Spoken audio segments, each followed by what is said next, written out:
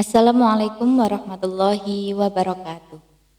Untuk pelajaran pendidikan agama Islam, kali ini kita akan membahas tentang mengimani keberadaan malaikat Allah. Apa sih iman? Kalian pasti sudah tidak asing lagi mendengar kata iman. Iman adalah percaya akan adanya Allah. Hatinya yakin, percaya kalau Allah itu benar-benar ada, lisannya mengucap, dan perbuatannya menunjukkan kalau dia itu beriman kepada Allah. Nah, untuk pertemuan kali ini kita membahas tentang mengimani keberadaan malaikat Allah. Beriman kepada malaikat Allah adalah mempercayai dan meyakini bahwa Allah telah menciptakan malaikat yang diberi tugas untuk mengatur dan mengurusi perjalanan alam semesta, seperti mengatur udara, menurunkan rizki, dan tugas-tugas yang lainnya.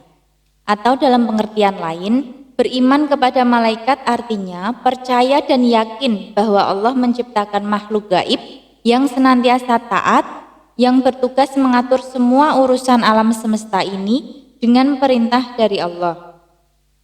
Kemudian, malaikat adalah makhluk Allah yang gaib, diciptakan dari nur atau cahaya. Mereka tidak pernah durhaka kepada Allah, tidak pernah durhaka kepada perintah-perintah Allah, senantiasa patuh dan taat kepada Allah.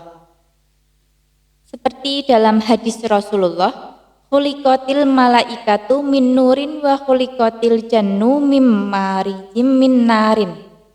Malaikat diciptakan dari cahaya, sedangkan jin dari nyala api.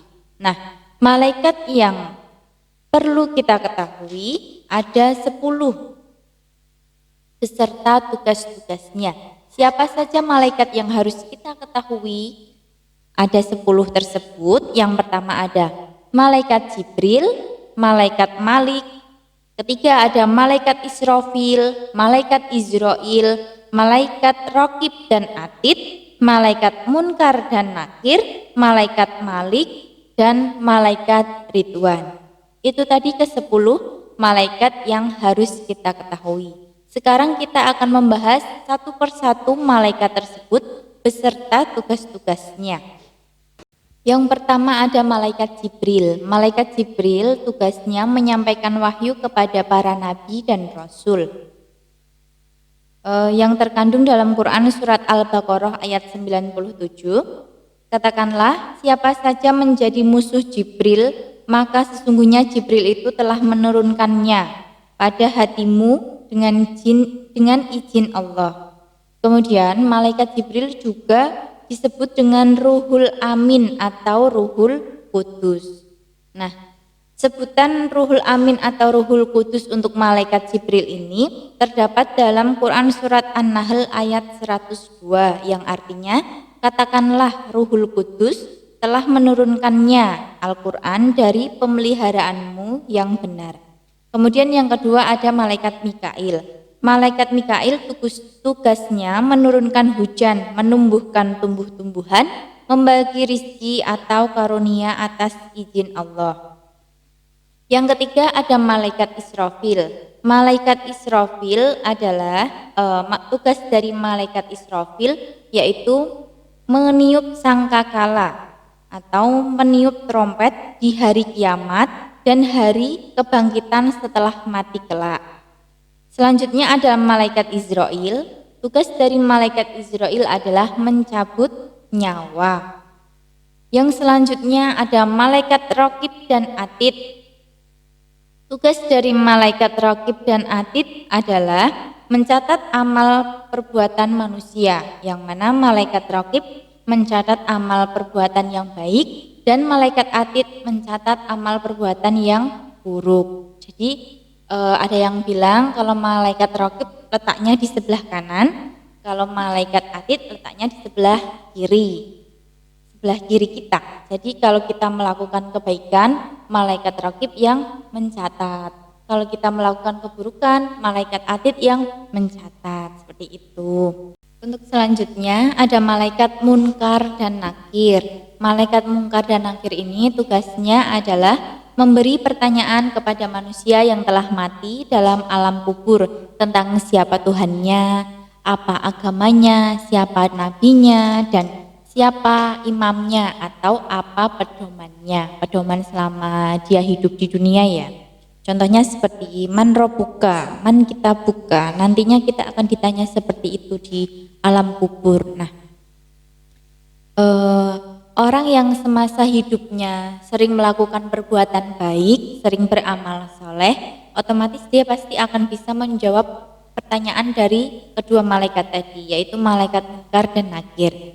Tapi orang yang jarang melakukan amal saleh, jarang melakukan perbuatan baik atau sering meninggalkan apa-apa yang diperintahkan oleh Allah, belum tentu dia bisa menjawab pertanyaan dari malaikat munkar dan nakir. Misal ada orang yang seperti ini. Saya mau menghafal man robuka, man nabiyuka, mau saya hafalkan biar nanti ketika saya meninggal saya bisa menjawab itu. Nah, tidak bisa seperti itu. Kita bisa menjawab pertanyaan seperti itu tergantung dengan apa yang kita perbuat selama kita hidup di dunia. Tidak bisa kita rencanakan.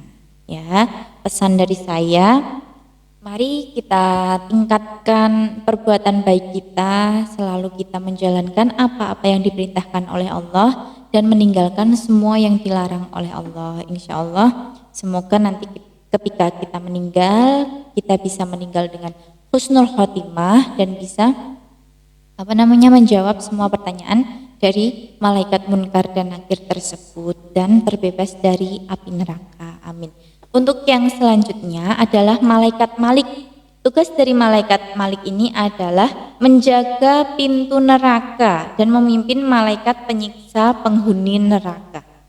Dalam Quran surat Al-Muddatsir yang artinya mereka berseru, "Hai Malik, biarlah Tuhanmu membunuh kami saja." Dia menjawab, "Kamu akan tetap tinggal di neraka ini." Itu adalah tugasnya malaikat Malik. Selain menjaga neraka, malaikat Malik juga memerintahkan semua malaikat atau memerintahkan semua malaikat-malaikat untuk memimpin untuk menyiksa semua penghuni neraka. Yang terakhir ada malaikat Ridwan. Malaikat Ridwan ini mendapat tugas untuk menjaga surga dan memimpin para malaikat pelayan surga yang penuh damai dan kenikmatan. Terdapat dalam Quran surat Az-Zumar ayat 73 yang artinya, dan berkatalah penjaga-penjaganya, dalam kurung penjaga surga, kesejahteraan dilimpahkan atasmu, berbahagialah kamu, maka masukilah surga ini, sedang kamu kekal di dalamnya. Itu tadi penjelasan dari 10 malaikat, dari mulai malaikat Jibril, Mikail, Israfil, Izrail, Raqib, Atid, kemudian ada Malik, Ridwan, dan Munkar, Nakir beserta beserta tugas-tugasnya. Kemudian yang selanjutnya ada karakteristik malaikat Allah.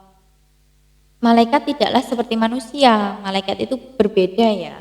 Malaikat itu memiliki sifat-sifat yang berbeda. Sifat malaikat tidak bertambah tua atau bertambah muda. Keadaan mereka sekarang persis ketika mereka diciptakan. Beda halnya dengan manusia. Manusia lahir manusia lahir itu belum bisa apa-apa ya. Kita lahir bayi lahir itu belum bisa apa-apa, hanya bisa menangis. Lapar pun hanya bisa menangis, haus pun hanya bisa menangis, belum bisa berucap, belum bisa mengeluarkan kata-kata apapun. Kita bisa berbicara, bisa berjalan, berlari, bernyanyi, itu perlu proses dan perlu tahap. Kalau malaikat tidak. Kalau malaikat tidak ya. Kalau malaikat itu sama dari mulai beliau diciptakan sampai nanti hari akhir, malaikat itu bentuknya atau sifatnya itu tetap sama. Sifat-sifat malaikat adalah sebagai berikut. Yang pertama, selalu mengerjakan perintah Allah dan tidak pernah berbuat sekehendak diri. Jadi malaikat itu selalu mematuhi apapun yang diperintahkan oleh Allah, tidak pernah ngeyel, tidak pernah memberontak sedikit pun. Yang kedua, dapat berubah bentuk dan wujud dengan izin Allah berdasarkan hadis tentang kisah Islam, iman dan ihsan. Yang ketiga, tidak mempunyai rasa letih, tidak sombong dan tidak angkuh. Jadi malaikat itu tidak mempunyai rasa capek, diperintah Allah ini nurut, diperintah Allah itu nurut. Kemudian malaikat juga tidak mempunyai sifat sombong dan angkuh seperti halnya manusia. Yang keempat, senantiasa bertasbih sepanjang masa. Yang kelima, berbeda dengan makhluk syahadah atau makhluk yang nampak. Kemudian itu tadi kelima karakteristik malaikat Allah, atau malaikat itu memiliki 5 sifat seperti yang saya sebutkan tadi. Mungkin sekian dari saya, sekian pembelajaran pendidikan agama Islam. Kita lanjutkan di pertemuan yang selanjutnya. Jika ada salah-salah kata, itu murni dari saya. Jika memang ada yang ada yang benar, itu murni dari Allah. Kemudian mohon maaf sebanyak-banyaknya jika bahasanya belepotan. Sekian dan terima kasih. Wassalamualaikum warahmatullahi wabarakatuh.